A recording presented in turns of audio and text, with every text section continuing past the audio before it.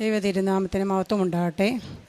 എൻ്റെ പേര് ഷീജ ജോസഫ്. ഞാൻ വരുന്നത് കൊല്ലം ജില്ലയിലെ പുനലൂർ എന്ന സ്ഥലത്തു നിന്നാണ്. ഞാൻ ആദ്യമായി ഉടമ്പടി എടുത്തത് സെപ്റ്റംബർ 2023 സെപ്റ്റംബർ 26 ആദ്യം അത് ഉടമ്പടി വഴി എൻ്റെ ജീവിതത്തിൽ എനിക്ക് കിട്ടിയ അനുഗ്രഹങ്ങളെ പറ്റിയാണ് ഞാൻ സാക്ഷ്യപ്പെടുന്നത്. ഞാൻ ഉടമ്പടി നിയോഗത്തിൽ വയ്ക്കാത്ത ഒരു കാര്യമാണ് ഫസ്റ്റിൽ എനിക്ക് കിട്ടിയത്. അതെൻ്റെ രോഗസൗഖ്യമാണ്. 2017 മുതൽ എനിക്ക് ഞരമ്പിൻ്റെ അസ്വസ്ഥത ഉണ്ടായിരുന്നു. അതിന് ആദ്യമായിട്ട് എനിക്ക് മനസ്സിലായത് എൻ്റെ കണ്ണിന് കാഴ്ച കുറഞ്ഞായിരുന്നു, എൻ്റെ കണ്ണിന് നീര് വരികയായിരുന്നു. അപ്പോൾ ഞാനൊരു കണ്ണ് ഡോക്ടറെ കൊണ്ട് കാണിച്ചപ്പം ഡോക്ടർ പറഞ്ഞു കണ്ണിനല്ല പ്രശ്നം, നിങ്ങളുടെ ഞരമ്പിനാണെന്ന്. അങ്ങനെ ഞാനൊരു ന്യൂറോ ഡോക്ടറെ കൊണ്ട് കാണിച്ചപ്പം ഡോക്ടർ എനിക്ക് മെഡിസിൻ തരികയും ജോലിയൊന്നും ചെയ്യരുത്, അതായത് ഫുൾ റെസ്റ്റ് എടുക്കണം, 1 കിലോ പോലും ഒരു സാധനം തൂക്കരുത്, ഒരു പണി അങ്ങനെ ചെയ്യാൻ പാടില്ല എന്ന് പറഞ്ഞിരുന്നു. അങ്ങനെ ഞാൻ അതിൻ്റെ ഒരു മെഡിസിൻ കഴിച്ചുകൊണ്ട് റെസ്റ്റിലൂടെ പോവുകയായിരുന്നു. അപ്പം നമ്മൾ സ്പീഡിലൊക്കെ നടക്കാനൊക്കെ എനിക്ക് ഭയങ്കര പ്രയാസമായിരുന്നു. നടക്കുമ്പോൾ എൻ്റെ കാലിനിങ്ങനെ മിന്നി പിടിക്കുന്നൊരവസ്ഥ ഉണ്ടായിരുന്നു. ഒട്ടുമിക്ക സ്ഥലങ്ങളിൽ ഞാൻ ഓട്ടോറിക്ഷയിലാണ് സഞ്ചരിച്ചുകൊണ്ടിരുന്നത്. ബസ്സിലൊക്കെ കയറുമ്പോഴേ എനിക്കിങ്ങനെ കൈ ഇങ്ങനെ ബസ്സിൽ പിടിക്കാൻ എനിക്ക് പ്രയാസമായിരുന്നു. അപ്പോൾ ഇങ്ങനെ ബസ് അലയുന്നതനുസരിച്ചിട്ട് എനിക്ക് പ്രയാസപ്പെടുമായിരുന്നു. എന്നാൽ അഡ്ജസ്റ്റ് ചെയ്തൊക്കെയായിരുന്നു ഞാൻ യാത്ര ചെയ്തുകൊണ്ടിരുന്നത്. അങ്ങനെ ഇരിക്കെ പലരും നമ്മൾ പള്ളിയിൽ ചെല്ലുമ്പോൾ ഈ പത്രം എനിക്ക് തരുമായിരുന്നു. പക്ഷേ എനിക്കിതിനോടൊരു താല്പര്യമൊന്നും ഇല്ലായിരുന്നു. ഞാനത് വാങ്ങിച്ചിട്ട് വെറുതെ അങ്ങ് വെക്കുമായിരുന്നു. അങ്ങനെ ഒരു ദിവസം ചുമ്മാ ഇരുന്നപ്പോൾ യൂട്യൂബിനകത്ത് ഇവിടുത്തെ ഒരു പ്രസംഗങ്ങൾ സാക്ഷ്യങ്ങളൊക്കെ കേൾക്കാൻ തുടങ്ങി. അപ്പോൾ ഇതിൻ്റെ പിന്നാമ്പുറം എന്താണെന്ന് അറിയാൻ വേണ്ടി ഞാൻ ഗൂഗിളിൽ ഇങ്ങനെ സെർച്ച് ചെയ്യപ്പോഴാണ് ഇവിടെ മാതാവ് പ്രത്യക്ഷപ്പെട്ട സ്ഥലമാണെന്നും ഇങ്ങനെയാണ് നമുക്ക് അനുഗ്രഹം ഉണ്ടാവുമെന്ന് ഞാൻ അറിയാനിടയായി. അങ്ങനെ ഞങ്ങളുടെ ഒരു അപ്പാപ്പന് അഭിരുചിത് പെട്ടെന്ന് ഒരു പ്രഷറിൻ്റെ അസ്വസ്ഥത കൂടുകയും എല്ലാ ഹോസ്പിറ്റലിൽ കൊണ്ടുപോയി മെഡിസിൻ എടുക്കുകയും പുള്ളിക്ക് യാതൊരുവിധ സൗഖ്യം ഉണ്ടാവാതിരിക്കുകയും ഞങ്ങൾ അപ്പാപ്പനെ കൊണ്ട് ഇവിടെ വന്ന് ഉടമ്പടി എടുക്കാമെന്ന് വെച്ചപ്പം പ്രായം കൂടുതലായതുകൊണ്ട് അപ്പാപ്പന് ഉടമ്പടി എടുക്കാൻ പറ്റത്തില്ലെന്ന് പറയും. അപ്പാപ്പനെ ഇവിടെ ഇരുത്തിയിട്ട് ഞാനാണ് അന്നേരം ഉടമ്പടി എടുത്തത്. അതിൻ്റെ അപ്പാപ്പൻ്റെ കാര്യം ഞങ്ങൾ നിയോഗമായിട്ട് വെക്കുകയും പിന്നെ എന്നാൽ പുള്ളിയുടെ ദേഹത്തെ നീരൊക്കെ മാറി പ്രഷർ ഒരുങ്ങും നോർമലാവുകയും ചെയ്തു. അപ്പം തൊട്ട് എനിക്കത് വിശ്വാസമായി. പിന്നെ ഞാൻ ഈ ഉടമ്പടി ജീവിതത്തിലായതുകൊണ്ട് ഞാൻ അങ്ങനെ ഒരുപാട് പേർക്ക് അങ്ങനെ പ്രാർത്ഥിക്കുകയും ഒക്കെ ചെയ്തിരുന്നു. അങ്ങനെ എല്ലാ മാസം കറക്റ്റ് ഞാനിവിടെ നിന്ന് പത്രം മേടിക്കുകയോ പ്രേക്ഷിത പ്രവർത്തനം ചെയ്യുകയോ എല്ലാം ചെയ്തിരുന്നു. പക്ഷേ എൻ്റെ രോഗത്തെ പറ്റിയോ രോഗസൗഖ്യത്തിനൊന്നും ഞാൻ എൻ്റെ ഉടമ്പടിയിൽ വെച്ചിരുന്നില്ല. വേറെ എൻ്റെ കാര്യങ്ങളായിരുന്നു ഞാൻ വെച്ചിരുന്നത്. പക്ഷേ എങ്ങനെയാണെന്ന് അറിയത്തില്ല, ഈ രോഗം എനിക്ക് സൗഖ്യമാണെന്ന് അറിയാം. ഞാൻ പെട്ടെന്ന് ജോലി ചെയ്യാനും നടക്കാനും ഒക്കെ ചെയ്തപ്പോൾ എനിക്ക് മനസ്സിലായ രോഗം ഞാൻ പോലും അറിയാതെ എനിക്ക് അത് സൗഖ്യമാക്കി തന്നിരുന്നു. യേശുവേ നന്ദി, യേശു സ്തുതി. കാരണം എനിക്ക് അല്ലെങ്കിൽ ഞാൻ ജോലി ചെയ്യുമ്പോൾ എനിക്ക് ഭയങ്കരമായിട്ട് ശരീരത്തിൽ നീരാവുക, എനിക്ക് പിന്നെ ഒന്നും ചെയ്യാൻ വയ്യാതാവുക, കണ്ണിന് ഭയങ്കര അസ്വസ്ഥ ഉണ്ടാവുക, അങ്ങനെയായിരുന്നു. അങ്ങനെ ഞാൻ കണ്ണ് ഡോക്ടറെ കൊണ്ട് കാണിച്ചപ്പോൾ കണ്ണ് ഡോക്ടർ എനിക്കിങ്ങനെ കണ്ണാടി തരുന്നുണ്ടായിരുന്നു. അപ്പോൾ ആ കണ്ണാടി വെച്ചിട്ട് ഞാൻ വായിച്ചാൽ എനിക്കൊരു 10 മിനിറ്റിനുള്ളിൽ എനിക്ക് വായിക്കാൻ പറ്റത്തില്ല, കണ്ണാടി മാറ്റും, കണ്ണിന് വേദനയാവും. പക്ഷേ ഇവിടെ വന്നിട്ട് ഈ ഉടമ്പടി തൈലമൊക്കെ ഞാനിങ്ങനെ പൂശുമായിരുന്നു, തേൻ കഴിക്കുമായിരുന്നു, ഉപ്പ് കഴിക്കുമായിരുന്നു. ഞാൻ അനേകം മക്കളിലോട്ട് ഞാൻ ഇവിടെ വന്നതിന് ശേഷം ഇവിടത്തേക്ക് കൊണ്ടുവരാനും അവരെ ഇവിടെ കിട്ടുന്ന അനുഗ്രഹത്തെ പറ്റി പറയാനും ഞാൻ തുടങ്ങിയിരുന്നു. അങ്ങനെ അനേകം മക്കൾ ഇവിടെ വരികയും ചെയ്തു. അവർക്കെല്ലാം അവരുടേതായ രീതിയിൽ അവർ വെച്ചിരുന്ന ഈ നിയോഗങ്ങളെല്ലാം അവർക്ക് കിട്ടുകയും അവർ ഓരോരുത്തർ വന്ന് സാക്ഷ്യപ്പെടുത്തുകയും ചെയ്തിരുന്നു. ഫസ്റ്റിലെ നിയോഗം വെച്ചിരുന്നത്. അപ്പോൾ ഈ എൻ്റെ രോഗസൗഖ്യം കിട്ടിക്കഴിയുമ്പോൾ ഞാൻ എല്ലാവരോടും പറയാൻ തുടങ്ങി. അങ്ങനെ അനേകം മക്കൾ വരികയും അവർക്കും ഇങ്ങനെ സൗഖ്യം കിട്ടുകയും ചെയ്തിരുന്നു. അതിനുശേഷം എൻ്റെ മകളുടെ എനിക്ക് മക്കൾ 3 ഇവൾ മൂത്തതാണ്, ഇളയവളുണ്ട്. അപ്പോൾ അവളുടെ ഒരു അഡ്മിഷൻ വന്ന സമയത്ത് ഞങ്ങളുടെ കയ്യിൽ 1 രൂപ പോലും ഇല്ലായിരുന്നു. അപ്പോൾ ഈ കൊച്ചിൻ്റെ അഡ്മിഷൻ എന്താവുമെന്ന് ഞങ്ങൾ ചുമ്മാതെ പോയി അഡ്മിഷൻ എടുക്കുന്നത് എങ്ങനെയാണെന്ന് ചോദിക്കാൻ ചെയ്യില്ല. അവർ ഞങ്ങൾക്ക് പെട്ടെന്ന് പൈസ ഇല്ലാതെ തന്നെ അഡ്മിഷൻ തരികയും ചെയ്തിരുന്നു. അങ്ങനെ അവൾ BSc നഴ്സിങ്ങിന് പഠിക്കുമായിരുന്നു. അപ്പോൾ ഞങ്ങൾക്ക് പൈസ കൊടുക്കാനല്ല, പെട്ടെന്ന് ഞങ്ങളെ ആ ഒരു സമയത്ത് ഒരാൾ ഞങ്ങളെ സഹായിക്കുകയും ആ പൈസ കൊടുക്കാൻ ഞങ്ങൾക്ക് ദൈവ അനുഗ്രഹം ഉണ്ടാവുകയും ചെയ്തു. പിന്നെ ഞങ്ങൾ വന്ന് ലോൺ കൊടുത്തു. ലോണിന് പെട്ടെന്ന് ഞങ്ങൾക്ക് സാങ്ഷനാക്കി തന്നു. ഞാൻ ആ മാനേജറെടുത്ത് ചെന്നപ്പം മാനേജർ പറഞ്ഞത് എനിക്ക് മോള് പഠിക്കുന്ന കോളേജിനെ പറ്റി അറിയാം, അവിടെ എല്ലാം നല്ല ക്രിസ്ത്യൻസാണ്, നല്ല ഇതാണെന്ന് പറയുകയും എൻ്റെ കയ്യിൽ നിന്ന് പത്രം മേടിച്ച് ആ മാനേജർ വെക്കുകയും ഫസ്റ്റിലെ ലോൺ എനിക്ക് തന്നെ സാങ്ഷനാക്കി തരികയും എനിക്ക് പൈസയ്ക്കോ കുഞ്ഞിൻ്റെ ഒരു അഡ്മിഷനോ ഒരു പ്രയാസം ഉണ്ടാവാതിരിക്കുകയും ചെയ്തു. എന്നാൽ കുഞ്ഞവിടെ പഠിച്ചുകൊണ്ടിരിക്കുമ്പോൾ തന്നെ അവൾക്കവിടെ പഠിക്കാൻ വയ്യെന്നും ഞാൻ പഠിക്കുന്നില്ലെന്ന് പറഞ്ഞ കൊച്ച് നന്നായിട്ട് പഠിക്കും, 99.4% മാർക്കുള്ള കുട്ടിയായിട്ടും അവൾക്ക് പഠിക്കാൻ വയ്യെന്നും പറഞ്ഞ് അവൾ ഭയങ്കര കരച്ചിലായിരുന്നു. അപ്പോൾ ഞാനോർത്ത് ദൈവമേ ഇതെന്ത് ചെയ്യും. അങ്ങനെ ഞാൻ സാക്ഷ്യം കേട്ടപ്പോൾ ഒരു മോളുടെ സാക്ഷ്യം ഞാൻ ഇതുപോലെ കേട്ടു.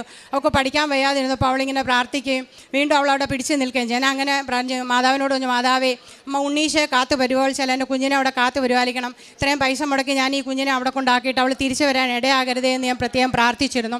അതിൻ്റെ ഫലമായിട്ട് അവൾ പതുക്കെ കൊണ്ട് അവിടെ നിൽക്കുകയും അവളവിടെ പ്രാർത്ഥനയ്ക്ക് പോവുകയും അവിടെ സിസ്റ്റേഴ്സിൻ്റെ ഇതാണ് അവിടെ കൊന്തയ്ക്ക് പോവുകയും എല്ലാം ചെയ്തു. അവളവിടെ പ്രയർ ഗ്രൂപ്പിലൊക്കെ ഇതായി, ജീസസ് യൂത്തിലൊക്കെ ആയി. ദൈവത്തിൻ്റെ കൃപയാൽ 2 സെം എക്സാം എഴുതി അവൾക്ക് നല്ല മാർക്കോടുകൂടി അവൾ പാസ്സാവുകയും ചെയ്തു. ഇപ്പോഴവൾ വലിയ കുഴപ്പമില്ലാതെ ദൈവറിയാലെ അവിടെ പഠിച്ചുകൊണ്ടിരിക്കുന്നു. അതിനുശേഷം എനിക്കൊരു വീട് വെച്ചിട്ട് 18 വർഷമായി. അതിൻ്റെ മെയിൻ്റനൻസ് പണി ഒന്ന് പൂർത്തിയാക്കാനും ഒരു ചുറ്റുമതിൽ കെട്ടാനും വരുന്നവരെല്ലാം എന്നോട് ചോദിക്കും. ഞങ്ങളുടെ ഇവിടെയുള്ള എല്ലാവരും വീട് ശരിയായിട്ട് ഞങ്ങളുടെ ഇത് മാത്രം ശരിയാവുന്നില്ല. ഓൾറെഡി ഞാനൊരു പ്രാർത്ഥനാ ഗ്രൂപ്പിൽ നിൽക്കുന്ന വ്യക്തിയാണ്. ഞാൻ അനേകം മക്കളെ ദൈവത്തിലോട്ട് അടുപ്പിച്ചിട്ടും അവരുടെ കാര്യങ്ങളെല്ലാം സാധിക്കുന്നില്ല, എൻ്റെ കാര്യം സാധിക്കുന്നില്ല. അങ്ങനെ ഞാനതൊരു ഒരു നിയോഗം പോലെ വെക്കുകയും ദൈവകൃപയാൽ 1 വർഷം ഞാൻ അതിനുവേണ്ടി പ്രാർത്ഥിച്ചു. ഈ കഴിഞ്ഞ മാർച്ച് 1-ാം തീയതി എൻ്റെ വീട് നല്ല ദൈവ അനുഗ്രഹപ്രദമായി അതിന് ചുറ്റുമതിലും കെട്ടി ഞങ്ങൾ വിചാരിച്ച രീതിയിൽ ശരിയാക്കാനും ഞങ്ങൾക്ക് ദൈവം കൃപ ചെയ്തു. അതിന് ശേഷം ഞാൻ വീണ്ടും അനേകം മക്കളെ എൻ്റെ അനുഗ്രഹം കിട്ടിയ ശേഷം ഞാൻ അനേകം മക്കൾക്ക് ഇവിടെ വരുമ്പം ഉപ്പ്, തേന്, അതുപോലെ തന്നെ കാശ് രൂപ ഒക്കെ വാങ്ങിച്ചുകൊണ്ട് പോവുകയും പത്രം കൊടുക്കുകയും എൻ്റെ വീട്ടിൽ ജോലിക്ക് വന്ന അനേകം മക്കളെ ഞാനിത് പറയുകയും അനേകർക്ക് വിശ്വാസത്തിലൊരു നയിക്കുകയും ഞാൻ ചെയ്തിരുന്നു. അതുപോലെ തന്നെ ഇതെൻ്റെ 2ാമത്തെ മകളാണ്. ഇവൾ CA പാസ് ഔട്ടായ സാക്ഷിയാണ്. അത് ഇവൾ തന്നെ പറയും. എൻ്റെ പേര് ജോസ്മി ജോസഫ്. ഞാൻ +2 കഴിഞ്ഞിട്ട് CA പഠിക്കാൻ തുടങ്ങിയതാണ്. എൻ്റെ ആദ്യത്തെ എല്ലാ അറ്റംപ്റ്റും ദൈവാനുഗ്രഹത്താൽ എനിക്ക് ഫസ്റ്റിൽ തന്നെ എല്ലാം പാസ്സായി വന്നു. CA ഫൈനൽ എഴുതുമ്പോൾ മാത്രം എനിക്ക് കിട്ടുന്നില്ലായിരുന്നു. അപ്പം എൻ്റെ അമ്മ ഉടമ്പടി എടുക്കാൻ വന്നിട്ടുണ്ടായിരുന്നു. അപ്പം ഞാനറിയാതെ തന്നെ എൻ്റെ നിയോഗം വെച്ചിട്ടുണ്ടായിരുന്നു ഉടമ്പടിയിൽ. അങ്ങനെ ഞാൻ ആ അറ്റംപ്റ്റ് എഴുതിയ സമയത്ത് എനിക്ക് അമ്മ ഉപ്പ് തന്നിട്ടുണ്ടായിരുന്നു. ഞാൻ അതേപോലെ തന്നെ വിശുദ്ധ ബൈബിൾ എന്നും വായിക്കുമായിരുന്നു, വിശുദ്ധ കുർബാനയ്ക്ക് പങ്കെടുക്കുമായിരുന്നു. അങ്ങനെ ബൈബിൾ ഞാൻ കൊണ്ടുപോയി ഉപ്പ് കഴിച്ചിട്ടാണ് പോയത്. അങ്ങനെ എക്സാം എഴുതി ഞാനത് റിസൾട്ട് വന്നു, ഞാൻ പാസ്സായി. റിസൾട്ട് വരുന്ന സമയത്തും എനിക്ക് വേണ്ടി ഒത്തിരി പേര് പ്രാർത്ഥിക്കുന്നുണ്ടായിരുന്നു. അങ്ങനെ ഈശോ മാതാവും ചേർന്ന് എനിക്ക് എൻ്റെ CA ഞാൻ പാസ്സായി. അതിനുശേഷം എനിക്ക് നല്ലൊരു ജോലിയും എനിക്ക് ലഭിച്ചു. അതിനും അമ്മ പ്രാർത്ഥിക്കുന്നുണ്ടായിരുന്നു നല്ലൊരു ജോലി ലഭിക്കാൻ. ആദ്യം ഇൻ്റർവ്യൂ ഒക്കെ അറ്റൻഡ് ചെയ്യുമ്പോൾ കിട്ടുന്നില്ലായിരുന്നു. അങ്ങനെ ലാസ്റ്റ് അറ്റൻഡ് ചെയ്ത ഇൻ്റർവ്യൂ ഞാൻ പ്രത്യേകിച്ച് ഇൻ്റർവ്യൂ ഒന്നും അറ്റൻഡ് ചെയ്യാതെ തന്നെയാണ് അവരെന്നെ ഓഫീസിലേക്ക് എടുത്തത്. അങ്ങനെ ഞാനിപ്പോൾ എറണാകുളത്ത് വർക്ക് ചെയ്യുന്നു. യേശുവെ നന്ദി, യേശുവെ സ്തോത്രം. ഞാൻ ഉടമ്പടി 2024 ഒക്ടോബറിൽ എടുത്തിട്ടുണ്ടായിരുന്നു. പ്രേക്ഷിത പ്രവർത്തനമായിട്ട് ഞാൻ ഗവൺമെൻറ് ഹോസ്പിറ്റലിലെ ഓട്ടോറിക്ഷ സ്റ്റാൻഡിലെ പിന്നെ ഞാൻ അറിയുന്ന എല്ലാ മക്കൾക്കും എൻ്റെ ഈ പത്രം ഞാൻ വിതരണം ചെയ്യാറുണ്ട്. അതുപോലെ ഞങ്ങളുടെ അടുത്തൊരു മഠമുണ്ട്, അവിടെ കുഞ്ഞു മക്കളെ നോക്കുന്നിടമാണ്. അവിടെ പോയി അവർക്ക് വേണ്ടുന്ന സാധനങ്ങൾ വാങ്ങിച്ചു കൊടുക്കാറുണ്ട്. പിന്നെ ഗവൺമെൻറ് ഹോസ്പിറ്റലിൽ സന്ദർശിക്കുമ്പം ഈ മെഡിസിൻ ഒന്നും മേടിക്കാൻ പൈസ ഇല്ലാതെ കഷ്ടപ്പെടുന്നവരെ അങ്ങനെ എനിക്ക് പ്രേരണ കിട്ടുന്നവർക്കെല്ലാം ഞാൻ അങ്ങനെ സാമ്പത്തികമായിട്ട് എന്നോട് ഒക്കുന്ന രീതിയിൽ ഞാൻ ഹെൽപ്പ് ചെയ്യാറുണ്ട്. പിന്നെ ഈ ഉടമ്പടിയിൽ വന്നതിന് ശേഷം ഞങ്ങൾ പ്രെയർ ചെയ്യുന്നുണ്ടെങ്കിലും എനിക്ക് ഏറ്റവും വലിയൊരു അനുഗ്രഹം എനിക്ക് കിട്ടിയെന്ന് പറഞ്ഞാൽ നമുക്കൊരാൾ എന്തെങ്കിലും പറഞ്ഞാൽ പിന്നെ എനിക്കത് അവരോട് ചോദിക്കണം, അല്ലെങ്കിൽ പിന്നെ അവരോട് എനിക്ക് മിണ്ടുന്നൊരു സ്വഭാവം ഇല്ലായിരുന്നു. എന്നാൽ ഇപ്പോൾ നമ്മൾ ഉടമ്പടി വന്നതിന് ശേഷം മറ്റുള്ളവരോട് ക്ഷമിക്കാനും അവർ ചെയ്യുന്നത് അവരറിവില്ലാതെ ചെയ്യുന്നതെന്ന് വിചാരിച്ചുകൊണ്ട് നമുക്ക് അവർക്ക് വേണ്ടി പ്രാർത്ഥിക്കാനും അനേകം മക്കളുടെ അവരെന്ത് ചെയ്താലും അത് അവരറിയാതാണല്ലോ എന്ന് വിചാരിച്ചുകൊണ്ട് അവർക്ക് വേണ്ടി പ്രാർത്ഥിക്കാനുള്ള കൃപ നമുക്ക് ദൈവം തന്നു. അതുപോലെ അരമണിക്കൂർ ബൈബിൾ വായിക്കാനും ജപമാല ചെല്ലാനും മറ്റുള്ളവർക്ക് വേണ്ടി പ്രാർത്ഥിക്കാനും എല്ലാ കാര്യങ്ങളും ചെയ്യാനുള്ള കൃപ ദൈവം തരുന്നുണ്ട്. ദൈവം തന്ന എല്ലാ അനുഗ്രഹങ്ങൾക്കും നന്ദി പറയുന്നു. എനിക്ക് എന്തെങ്കിലും ജോലി ചെയ്ത് കഴിഞ്ഞാൽ എൻ്റെ ഈ ചെവിക്ക് ഭയങ്കര വേദന വന്നിട്ട് ഇവിടെ ഇങ്ങനെ നീരാവുമായിരുന്നു. അപ്പോൾ ഒരു ദിവസം യൂട്യൂബിലൂടെ അച്ഛൻ്റെ ധ്യാനം കേട്ടുകൊണ്ടിരുന്നപ്പോൾ രോഗശാന്തി സമയത്ത് അച്ഛൻ പറഞ്ഞു ചെവിക്ക് അസ്വസ്ഥയുള്ളവരിൽ അവിടെ കൈവച്ച് പ്രാർത്ഥിക്കാൻ പറഞ്ഞു. ആ പ്രാർത്ഥനയിൽ എനിക്കതങ്ങനെ സൗഖ്യപ്പെട്ടു. അത് യേശുവേ നന്ദി, യേശുവേ സ്തോത്രം.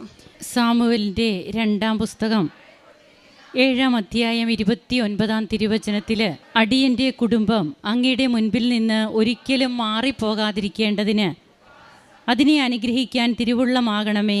ദൈവമായ കർത്താവെ, അങ്ങ് വാഗ്ദാനം ചെയ്തിരിക്കുന്നു, അവിടുത്തെ അനുഗ്രഹത്താൽ അടിയൻ്റെ കുടുംബം എന്നേക്കും അനുഗ്രഹീതമാകും. സർവശക്തനായ ദൈവത്തോട് ദാവീദ് രാജാവിൻ്റെ നന്ദി പ്രകാശനമാണ് നാം കേട്ട തിരുവചനം. ആട്ടിടയനായിരുന്ന ദാവീദിനെ തനിക്ക് ഏറ്റവും പ്രിയപ്പെട്ട വ്യക്തിയാക്കി ഉയർത്തി. ആ ദാവീദിലൂടെ പിന്നീട് എങ്ങനെയാണ് ദാവീദ് രാജാവ് തൻ്റെ പാപത്തെക്കുറിച്ച് പശ്ചാത്തപിച്ചൊക്കെ ദൈവത്തോട് കൂടുതൽ അടുത്ത് ഏറ്റവും ദൈവത്തിൻ്റെ എൻ്റെ മനസ്സിനിണങ്ങിയ ഒരു വ്യക്തിയെ ഞാൻ കണ്ടുമുട്ടി, ഹൃദയത്തിനിണങ്ങിയ. അതാണ് ദാവീദിനെക്കുറിച്ച് തിരുവചനം അരുളി ചെയ്യുക. ഇന്ന് ഈ കുടുംബം ഇവിടെ വന്ന് നിൽക്കുമ്പോൾ തങ്ങളുടെ ഉടമ്പടി ജീവിതം, ഉടമ്പടി വഴി തുറക്കുന്നത് ഉത്തരവാദിത്വപൂർണമായ ഒരു ജീവിതത്തിലേക്കാണ്. ആ ഉത്തരവാദിത്വം എന്ന് പറയുന്നത് നമ്മുടെ കുറച്ച് കാര്യങ്ങൾ നേടിയെടുക്കാനുള്ള ഒരു മാധ്യമമല്ല ഉടമ്പടി എന്നുള്ളതാണ്. ദൈവത്തെ സ്നേഹിക്കുവാനും ദൈവത്തെ സ്നേഹിക്കുന്നത് വഴി സഹോദരങ്ങളെ ശുശ്രൂഷിക്കുവാനും അങ്ങനെ കൃപ നേടിയെടുക്കുവാനും നിത്യജീവിതത്തിന് നമ്മെ യോഗ്യരാക്കുന്ന ഉത്തരവാദിത്തത്തോടെയുള്ള ഒരു ജീവിതം, ഒരു ജീവിതചര്യ. അതിന്ന് ഈ കുടുംബത്തിൽ എങ്ങനെയാണ് ഈ മക്കൾ തൻ്റെ മക്കൾക്ക് വേണ്ടിയിട്ട് അമ്മ ഉടമ്പടി എടുക്കുന്നു. വീണ്ടും ഈ മകളും ഇവിടെ വന്ന് ഉടമ്പടി എടുത്ത് ജീവിക്കുന്നു. തങ്ങൾ ചെയ്യുന്ന കാരുണ്യ പ്രവർത്തനങ്ങൾ, കൃപാസന പത്രം വിതരണം ചെയ്യുന്നതും, ഹോസ്പിറ്റലിലെ രോഗികളെ ശുശ്രൂഷിക്കുന്നു, അനാഥാലയത്തിൽ പോകുന്നുണ്ട്, അവർക്ക് സഹായം കൊടുക്കുന്നു. ഇതൊക്കെ ഇതുവരെയും ചെയ്തിട്ടില്ലാത്ത കുറച്ച് കാര്യങ്ങൾ അത് ചെയ്യുമ്പോൾ 8 വർഷമായിട്ട് താൻ അനുഭവിച്ചു കൊണ്ടിരുന്ന തൻ്റെ നെർവ്സിൻ്റെ ഡിസോർഡർ, അതുമൂലം തനിക്ക് 1 കിലോ വെയിറ്റ് പോലും എടുക്കരുതെന്ന് ഡോക്ടേഴ്സ് പറഞ്ഞിരുന്ന ഒരവസ്ഥ, അത് നിയോഗമായിട്ടൊന്നും വെക്കുന്ന പോലുമില്ല. തൻ്റെ കാര്യം താൻ നിയോഗമായിട്ട് വെച്ചില്ല. എന്നാൽ ഉടമ്പടി എടുത്ത് അത് ഏറ്റവും വേണ്ടതായ ഒരു രോഗസൗഖ്യമായിട്ട് പരിശുദ്ധ അമ്മ മനസ്സിലാക്കുകയാണ്. അങ്ങനെ അമ്മ അത് ഈ മകള് പറഞ്ഞില്ലെങ്കിലും ഉള്ളിൻ്റെ ഉള്ള് അറിയുന്ന ദൈവം അത് സൗഖ്യപ്പെടുത്തുന്നു. തനിക്ക് പിന്നീട് ഇന്ന് തനിക്ക് യാത്ര ചെയ്യുവാനോ തൻ്റെ ജോലികൾ എല്ലാം ചെയ്യുവാനൊന്നും യാതൊരു ബുദ്ധിമുട്ടുമില്ല. മെഡിസിൻ ഒന്നും താൻ ഉപയോഗിക്കുന്നില്ല എന്നാണ് പറയുന്നത്. പിന്നീട് തൻ്റെ കണ്ണിൻ്റെ കാര്യം, അങ്ങനെ ബഹുമാനപ്പെട്ട VP ജോസഫ് അച്ഛൻ്റെ ഉടമ്പടി ധ്യാനത്തിലൂടെ തനിക്ക് കിട്ടിയ രോഗസൗഖ്യ അനുഭവങ്ങൾ നാം എവിടെയായിരുന്നാലും ഓൺലൈനിലുള്ളവരും അതുപോലെ പ്രാർത്ഥിക്കുക എന്ന അച്ഛൻ ഇവിടെ നിന്ന് നാം ഉടമ്പടി ധ്യാനം നടത്തുമ്പോൾ അച്ഛൻ പറയാറുണ്ട്.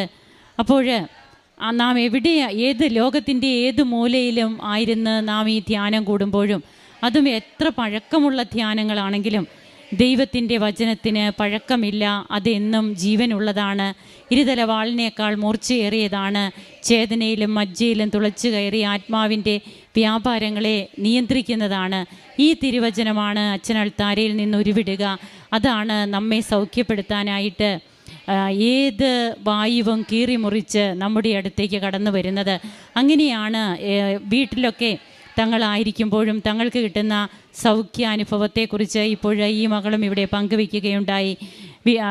അതുപോലെ തൻ്റെ കൂടെ നിൽക്കുന്ന മകളുടെ CA എക്സാം ഉടമ്പടി നേർച്ച വസ്തുക്കളായ ഉപ്പ് ഒക്കെ ഉപയോഗിച്ച് ആ മകള് പരീക്ഷയ്ക്ക് പോകുന്നു. തിരുവചനം താൻ വായിക്കുമായിരുന്നു. അമ്മയുടെ നിയോഗത്തിലുമുണ്ട്. അങ്ങനെ പിന്നീട് ആ മകളും ഇവിടെ വന്ന് ഉടമ്പടി എടുത്ത് ഉടമ്പടി ജീവിക്കുന്നു. മറ്റൊരു മകള് നല്ലപോലെ പഠിക്കാൻ എല്ലാവിധ കഴിവുകളും മകൾക്കുണ്ട്. എന്നാൽ താൻ അഡ്മിഷൻ കിട്ടാൻ ബുദ്ധിമുട്ടായിരുന്നു. അഡ്മിഷൻ കിട്ടിക്കഴിഞ്ഞ് താൻ അതിന് പഠിക്കില്ല എന്നൊക്കെ പറഞ്ഞ് നിൽക്കുന്ന മകളെ എങ്ങനെയാണ് BSc ഇപ്പോൾ കണ്ടിന്യൂ ചെയ്യുന്നത്. അങ്ങനെ ദൈവം നമ്മെ തൊടുന്ന തലങ്ങൾ, അത് നാം പോലും ഊഹിക്കാത്ത തലങ്ങളിലേക്ക് ദൈവം നമ്മെ തൊടും. അതുകൊണ്ടാണ് ദാവീദ് പറയുക, അടിയൻ്റെ കുടുംബം അങ്ങയുടെ മുമ്പിൽ നിന്ന് ഒരിക്കലും മാറിപ്പോകാതിരിക്കേണ്ടതിന് അതിനെ അനുഗ്രഹിക്കാൻ തിരുവുള്ളമാകണമേ. നമുക്ക് കരങ്ങളടിക്കാം, ഈശോയ്ക്കും അമ്മയ്ക്കും നന്ദി പറയാം, ദൈവത്തെ ആരാധിക്കാം, മഹത്വപ്പെടുത്താം. അത്യപൂർവ ദൈവാനുഭവങ്ങൾ ഇനി നിങ്ങൾക്കും സ്വന്തം. ഈ യൂട്യൂബ് ചാനൽ ഇതുവരെ സബ്സ്ക്രൈബ് ചെയ്തിട്ടില്ലെങ്കിൽ ഇപ്പോൾ തന്നെ സബ്സ്ക്രൈബ് ചെയ്യുക. ഈ വീഡിയോ ഇപ്പോൾ തന്നെ നിങ്ങളുടെ സുഹൃത്തുക്കൾക്ക് ഷെയർ ചെയ്തുകൊണ്ട് കർത്താവിൻ്റെ പ്രേക്ഷിതരാകുക.